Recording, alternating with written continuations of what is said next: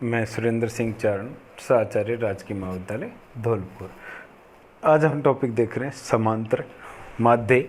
समांतर माध्य में एक के एग्जाम्पल है कि ये दे रखा है कि यहाँ निम्न आवर्ती बंटन से समांतर माध्य ज्ञात कीजिए। मजदूरी जो 8 से कम, 16 से कम, 8 से 24, 24 और अधिक, 30 से या 32 से 40 और यहाँ 40 और अधिक। तो यहाँ जो हमारे पास जो वर्ग देखेंगे, इनके वर्ग बनाए। देखिए पहले जैसे 8 का अंतर है तो 8 का 0 से 8, 8 से 16, 16 से 24, 24 से 32, 32 से 40, 40 से 48 और 48 से 56, ये वर्ग निर्धारित कर लेते हैं। अब हमारे पास आती है इसकी आवर्तियाँ।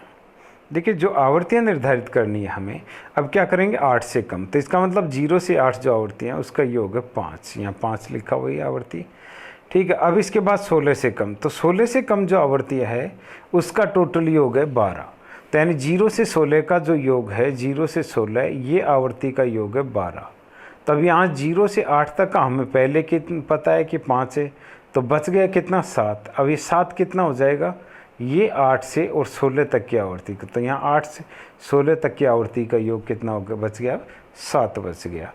ऐसे हम अगला देखते हैं कि 8 से 24, तो 8 से 24 का जो है वो है 29 योग है, 29 है। तो 8 से 24 का, तो हम क्या करेंगे यहाँ से 8 से, यानी इस 8 से लेकर के 24 तक का, तो यहाँ 8 से 16 का, इसमें से हमें पहले पता है कि कितने हैं 7, तो बचा कितना 16 से 24 का, तो 16 से 24 का बच गया यहाँ पर 22, तो इस आवर्ती का योग हो जाएगा यहाँ पर 22। अब इसमें दे रखा है 24 और अधिक, तो हम इसको छोड़ के क्या करेंगे, ऊपर से देखेंगे 48 और अधिक आवर्ती का योग कितना है 5। फिर है कि 40 और अधिक, यानी 40 से ऊपर है उनका सबका योग कितना है 19, तो इस 19 में से इस 5 को कम कर देंगे, तो कितने बच गए 14, तो यह आवर्ती का योग होगा 14। और 32 से 40 का पहले से ही दिया हुआ है 8, तो 8 ऐसे कैसे उतार देंगे। अब ये दे रखा है 24 और अधिक, यानी 24 से अधिक, ये सारी 24 से अधिक है, ये जो आवर्तियाँ हैं ये सब 24 से अधिक है, तो कितना 8 का प्लस 14 और प्लस 5, इनको सबको जोड़ दो, ये आ जाएगा आपका 27। और इधर से इसका योग कितना 31, तो ये घटा दो, बच गए कितने 4, तो ये 4 इसकी आवर्ती का योग हो गया। तो इस तरीके से हम अगर ऐसे वर्ग दे रखे हों तो जिनकी आवर्तियाँ निर्धारित करेंगे। अब इसका मिड वैल्यू 8 और 16 को जोड़ो और 2 का भाग दे दो 12, 16 और 24 को जोड़ो 2 का भाग दे दो, ये 20, 28, 36, 44 और ये यहाँ पर 52, ये हमारे पास वर्ग आ गए। और इनकी आवर्तियाँ दे रखी है, इन आवर्तियों का एफ इसको आपस में गुणा करेंगे, इनका टोटल हो गया 1820। 1820 में आवर्तियाँ कितनी 65, इसका भाग दे दो, तो ये हमारे पास x बार = 28। अब है निम्न बंटन से समांतर माध्य ज्ञात कीजिए।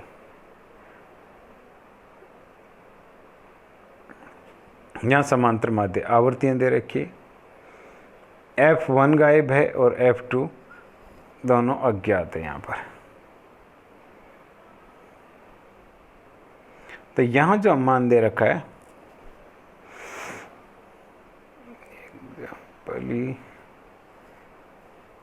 इस एग्जाम्पल में जो दिया हुआ है, इस एग्जाम्पल के देखिए अज्ञात आवर्ती ज्ञात करना है इसमें, और अज्ञात आवर्ती जो समांतर माध्य है लिखा नहीं है, ये समांतर माध्य हमारे पास पहले से ही दिया हुआ होगा। इसमें समांतर माध्य x बार = 33 दे रखा है। इस एग्जाम्पल में कुछ गलत लिखा हुआ है कि 30 निम्न में समांतर माध्य x बार = 33 हो तो अज्ञात आवर्ती ज्ञात कीजिए। तो अज्ञात आवर्ती का निर्धारण है क्वेश्चन ऊपर से, यानी 33 इसमें नहीं लिखें। तो यहाँ वर्ग दे रखा है 0 से 10, 10 से 20, 20 से 30, 30 से 40, 40 से 50 और 50 से 60 वर्ग दिए हैं। या 5 और F1 पहली आवर्ती को F1 कर दिया, 25, 30 और F2 और 10। यहाँ वर्ग दे रखे हैं, वर्ग का मध्यमान ज्ञात करेंगे हम, ये 5, 15, 25, 35 Fx करेंगे, तो ये F1 को और F2 को ऐसे कैसे। अब टोटल करेंगे 22, 50 प्लस 15 F1 प्लस 45 F2 आ गया। देखिए यहाँ ये टोटल पहले से दिया हुआ है, ये 100 भी, इस आवर्ती का योग भी पहले से दिया हुआ है कि टोटल 100 है। तो यहाँ क्या करेंगे F1 F2 is equal to 100 minus जितने भी ज्ञात है 25, 5, 30, 30, 60, 10, 70। तो यानी हमारे पास ये बच गया कि जो F1 है F2 है उनका टोटल आ गया 30। अगर यहाँ F2 ज्ञात करें तो F1 30 में से F1 को घटा दें, और F1 ज्ञात करें तो 30 में से F2 को घटा देंगे, तो ये मान ज्ञात हो सकता है। तो यहाँ हमने सिग्मा fx निकाला। सिग्मा fx निकालने के लिए क्या है, सिग्मा fx रहा, ये सिग्मा fx है, इसमें किसका रख दिया, F2 का मान रख दिया यहाँ पर। तो ये F2 का मान रखा, इसे 45 × 30 करेंगे 1350, 1350 45 × F1। तो यहाँ F1 और ये प्लस के हैं 15 और ये माइनस के हैं, तो माइनस के ये बच जाएंगे, और 22, 30 और प्लस 1350 जोड़ेंगे तो 3600 आ गई। तो यहाँ sigma fx is equal to ये हो गया। जब अब x bar is equal to sigma fx upon m। तो x बार कितना, जो आपको पता है कि 33, जो इसमें लिखने से भूल गए हैं, तो यहाँ 33 तो ये लिखेंगे x बार का मान, और यहाँ पर 3600 माइनस 30 F1 अपॉन 100 जो टोटल पहले से दिया हुआ है।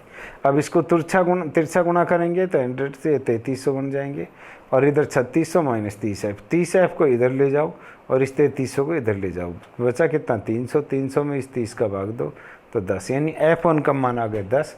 तो हम ये जो पूर्व सूत्र मिला था हमें, ये इस सूत्र में यहाँ पर रख देंगे 30 माइनस F1, तो 10 को घटा दो 20, यानी जो हमारे पास अज्ञात आवर्ती उसका मान कितना आ गया 10। अब यहाँ जो हमारे पास दे रखा है ये एग्जाम्पल कि निम्न आवर्ती वितरण में m व z ज्ञात कीजिए, यानी उधर से पूछा है मध्यिका और बहुलक ज्ञात कीजिए।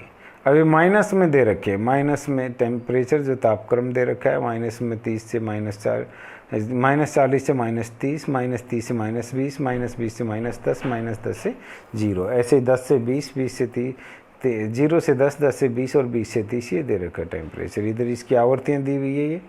अब यहाँ क्या करेंगे, CF संचय आवर्ती, मध्यिका ज्ञात करने के लिए CF ज्ञात करना पड़ता है। 365 में 2 का भाग दिया तो 182.5, 182.5 किस मारा है, इस मारा है 355 में, कि सर्वप्रथम 355 में आता है। तो ऐसी स्थिति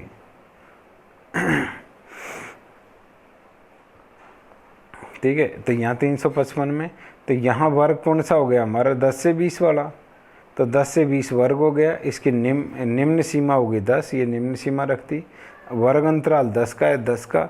इसकी आवर्ती है 180, 180 और इसमें 182.5 जो m का मान है, ठीक पहले की संख्या आवर्ती 175 यहाँ रखती। तो इसको रख के हम कैलकुलेट करेंगे तो इसका मान आ गया 10.41। ऐसे ही हम इसका बहुलक ज्ञात करें तो उपयुक्त सारणी को देखने से ज्ञात होता है कि सबसे अधिक आवर्ती 180 है। तो ठीक इसके सामने का वर्ग 10 से 20 बहुलक वर्ग होगा, और निम्न सूत्र की सहायता से बहुलक मूल्य ज्ञात किया जाएगा। वही L1 plus F1 minus F0 upon 2F1 minus F0 minus F2 into I, या 10। और यहाँ इसको करेंगे वही F1 का मान कितना है यहाँ पर 180, 180 माइनस F0 ये 65, और 2 इंटू 180 माइनस 65 और माइनस 10, F2 का मान है माइनस 10 है। इसको कैलकुलेट करेंगे तो ये हमारे पास ये आ जाएगा 14.3। तो ये था समांतर माध्य का निर्धारण, जिसमें अज्ञात आवर्ती का निर्धारण